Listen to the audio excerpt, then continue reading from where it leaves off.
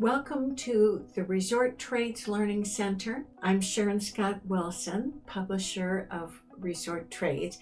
We're the only monthly B2B publication serving the resort industry in the U.S. And we're here to help you be connected with one another, know what's going on in the industry, and to be informed. So please give us some feedback when you can. Just send an email to Sharon at thetrades.com. Thank you and enjoy this video. Here with Gaetan Babin, who is in charge of the Canadian Resort Trade Association. Now, Gaetan, are you pronouncing that CRTA or do you say CRTA? Well, I think I do both. I can say CRTA in French, or I can say CRTA, or I can say CARTA. It used to be known back in 1980s as CARTA because of ARDA. So it was CARTA, ARDA. And by putting this little T as a twist for a very good reason, obviously. Some people are saying CARTA, some people are saying CRTA, some people are saying just the Canadian Resort and Travel Association, not Trade Association. So just a little correction there. Oh. But every word has a meaning within the context of our new mission. So who are you serving exactly? Is it just developers or Canadian companies that have an interest in timeshare? What do you see as your main constituents? Well, traditionally, the American Resort Association serves American developers, and the tour serves Mexican developers. And the Canadian Resort Association also serves Canadian developers and whatnot. But as time progressed and the world became closer and less bordered and people start traveling more and more, it was pretty obvious that as much as there's some beautiful properties in Canada that we still support and still endorse and whatnot, that there's a big percentage of Canadians that travel down south of our border in the States and in Mexico and Caribbean.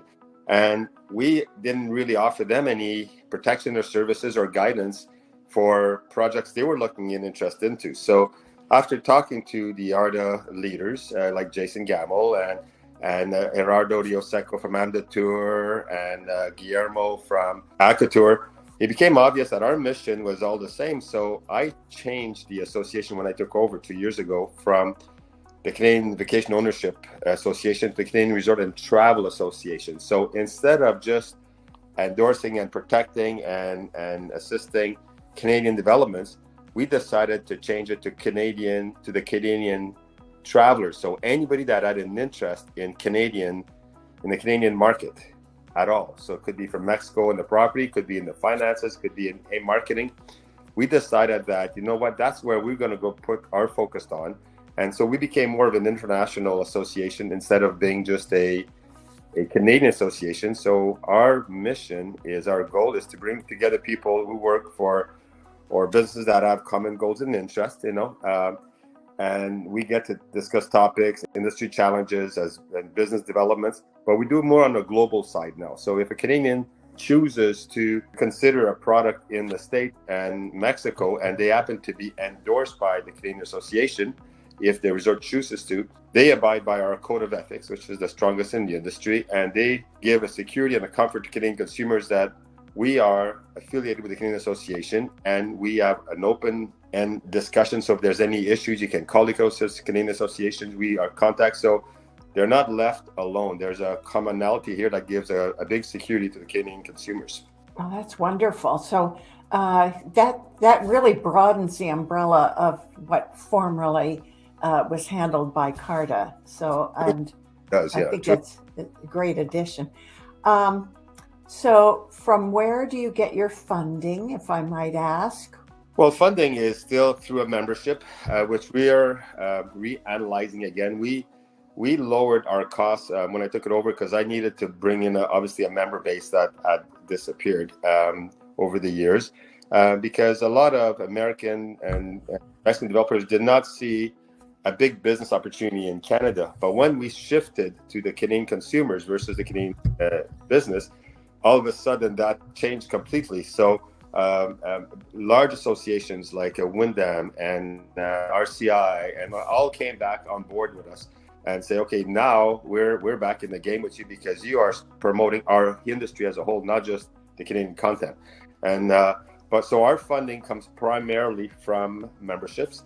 Obviously, we're looking with our new board of directors, which we've just expanded recently, to come up with more methods, obviously, to increase our point, because we're able to do more advocacy and work on behalf of our travelers. But and then we have a trade show, or no, I mean a conference, the same as most associations do, and we just had one recently in Toronto that turned out to be quite successful. We did double the amount of attendance from the last conference that the Canadian Association had a few years ago before pandemic, and we are getting ready for next year in Quebec City, which is going to be at the most photographed hotel in the world. Can you guess what that is? I should know this, but I don't. the most photographed hotel in the world is in Quebec City. It's called Chateau Frontenac. It's on the cliff. Oh, yeah. It's spectacular. I've stayed there multiple times, being from that part of the world, obviously. And we are having the conference at that hotel. What are the dates? Do you know, or roughly? We're going to be looking at end of August, and we'll be announcing it through all our social medias very soon. As far as exact dates, I believe it's the last week of August. Well, that'll be wonderful. And I am so sorry, because I was going to try to attend this Gen X CRTA, whatever we're calling it, and I will get used to this. I'm sorry, but unfortunately, my mother-in-law passed away, and so we went through kind of a rough time there. Yeah. So at any rate, perhaps we could get from you an idea of what you're looking to do within the next few months, and if a broad brush idea of what you're looking forward to, how you're going to expand within the next few years. All right. Well, that's a fair enough question. And obviously one has to stay optimistic, and because there's world crisis that happens, such as this very, very sad situation in Ukraine right now, and obviously pandemics that we just experienced and still not quite over. And our industry has to, adapt to these and be sensitive at the same time. But people still have a need to travel, still need a need to be together, and our industry has proven that it can sustain most world crisis, which is good. But as a Canadian association, I think where in the next months, I've challenged all our directors, which we have a board of 11 board directors right now from Mexico, United States, and Canada, and they're all very well recognized people within our industry, to help promote our association as an association that has Canadian travelers in mind. And so as resorts are more and more aware of that, they are more likely to endorse our product. So we're looking at increasing our member base. That's our absolutely number one goal. And as we're working through that, I'm also working with ARDA and AMDA and ACATOUR to be able to, for us, all three of us, to be able to join on common interests and common initiatives. And Jason Gamble has been a great leader at ARDA since, not to take away from Howard, because he certainly did a lot for the association. But I think Jason brings a new angle to it. And he started to recognize that it's not all about the big brands, but there's also a market and a need for the independents out there. And so we need to do more case studies. We need to be more aware of all the facts and situations. So the industry standard, exactly where do we sit as 2022? So we're looking at initiatives. We're going to meet all four of us actually going to meet in Mexico, in Cancun in a couple of weeks from now. And we're going to discuss this a little further more, how we can take this to maybe on a more united front versus separate organizations. Well, now, I also would like to volunteer the resources of Resort Trades. As you know, we have a monthly print publication. We're the only ones in the industry with a monthly print edition. Plus, we are expanding our digital platform so that we will be making a flip book available globally. And Georgie has been a big partner with us, and I understand she's your PR person. So Well, not only PR, but she's also on our board of directors. Yeah, there you go. So I will work with her and with you, of course, and whatever you guys want of us, we will provide. So, well, about 5 million would be nice right now if you can spare the change. Is that all? Well, just start at that initial deposit. Right. Oh, But I thank you, Sharon. You've always been somebody I've admired in the business. You're so positive. You just have this beautiful energy, and what I especially like is that you endorse and promote the good people in the business and the good addition to business. And there's all people that it's all about the money and who brings this and brings that. And I've never been like that. And I think that's probably something we have in common is let's protect the consumer. Consumer is what it's all about, the end user, because without them, we have no business. And my focus since 30 years ago, when I first got into the industry and I met Crystal Dahan and Gloria Collinson and all the people that were the leaders in those days, they said, they sensed in me a little bit of energy. And they said, if you can leave this industry in a better shape that you found it, you got to do it. And I says, I promise you I will do that. And I think I fell in the right role by karma, whatnot. And I really feel I'm the right person to take this on to the next one. And the biggest compliment I receive once in a while from people is like, people like you in the business. And that for me means the world to me. And I could say the same to you is, we endorse the good. We know exactly what our industry is all about. And it's not all about profit. It's about servicing and providing an unquestionable good value product that forces and gives family quality time together. And that's never changed to me. So in this role, anybody that can help me or us as an association promote our message and our mission, our messages, is playing in the right field as far as I'm concerned. And the fact that we're getting all this great support from all these leaders in the industry right now since I took over, because Canadian Association was in a pretty fragile space there for a while. And for me, it broke my heart because I knew it had a purpose. But it's when I thought one night, we're not just about Canada, we're about protecting Canadian consumers wherever they choose to go. So, and that was kind of a flash that came in my head one night, and it took off. And right now, I think we're in the right direction, and it's exciting. I'm so pumped and so excited about the support that we're getting, and I'm humbled by it, and it gives me even more energy to keep going forward. And so there is, what? And I get to talk to Sharon in person. Oh, I absolutely am sure that you will achieve great things for this association. And I appreciate your kind words about my attitude toward the consumer. And I have always felt that about you too. I guess we've known each other for maybe 30 years. I don't know.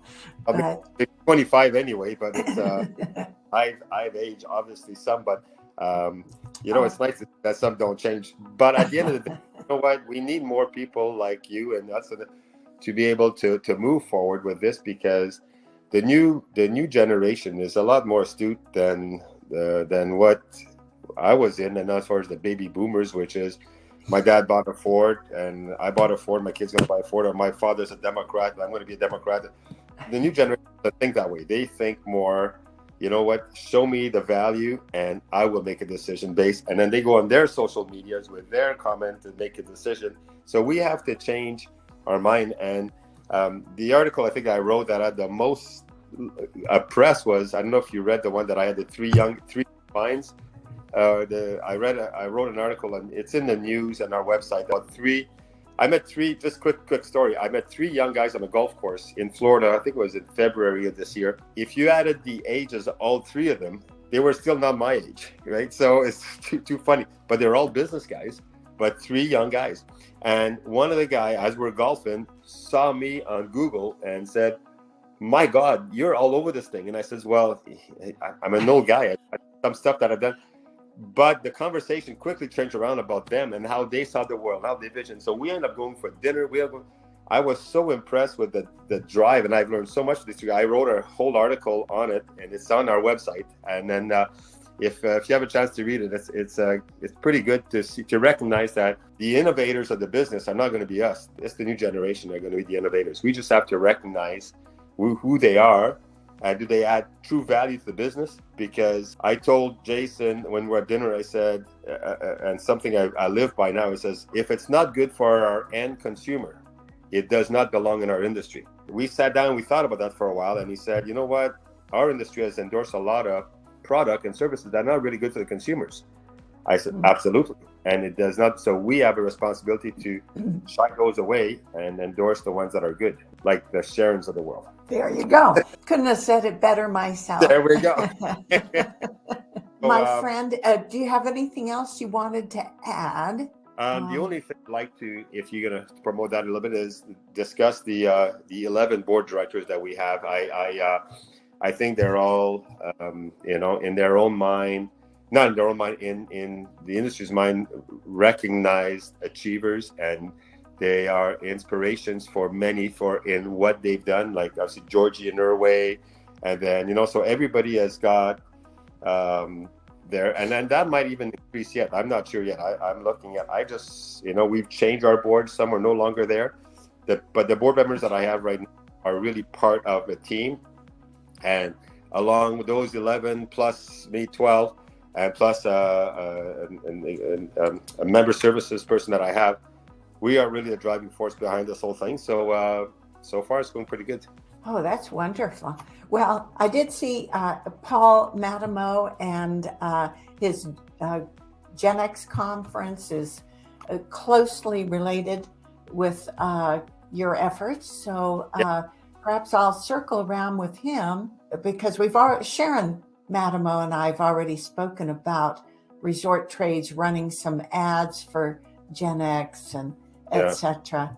And they said they offered to give us free attendance at the meetings, but of course we couldn't go. But we're still happy to sponsor Gen X and certainly you guys. So I'd like your permission to put CRTA's logo on our website and perhaps a link to your membership page so that people could go right in there and go to the member login. Well, that helps a lot, because we are still just off the record, and we're still running on the shoestring to some degree, but it is what it is. You know what? I committed to this not for money initially, because it wasn't there, but I'm looking at the bigger picture, and hopefully this thing will have financial gains enough to be able to sustain itself. And I will leave it only when it's very solid on its feet under good leadership is when I'll say, see you later, I'm off to the golf course. So where are you located in Florida? Right now I'm in Orlando for a 6-week stay, and just for resorts I've got to meet around the area and things I've got to do. And then I'm off to Toronto, and from Toronto up to Vienna. And then after Christmas, I'm not sure yet where we're going to go. So it's I'm traveling, right? So obviously, so always. Yeah, it's kind of your middle name now. Wonderful. Okay. Well, thank you so much, and we'll be in touch. Thank you, Sharon. Good talking to you all. Same here. Have a good day. You too, sweetheart. Bye-bye. So thank you for spending time here with us in the Learning Center. Hey, if you're interested in staying connected and remaining current with the industry, I hope that you'll hit the subscribe button and the bell icon, so anytime we produce a new interview or piece of information that might be pertaining to your business and your livelihood, then you'll be made aware of it. Thank you again.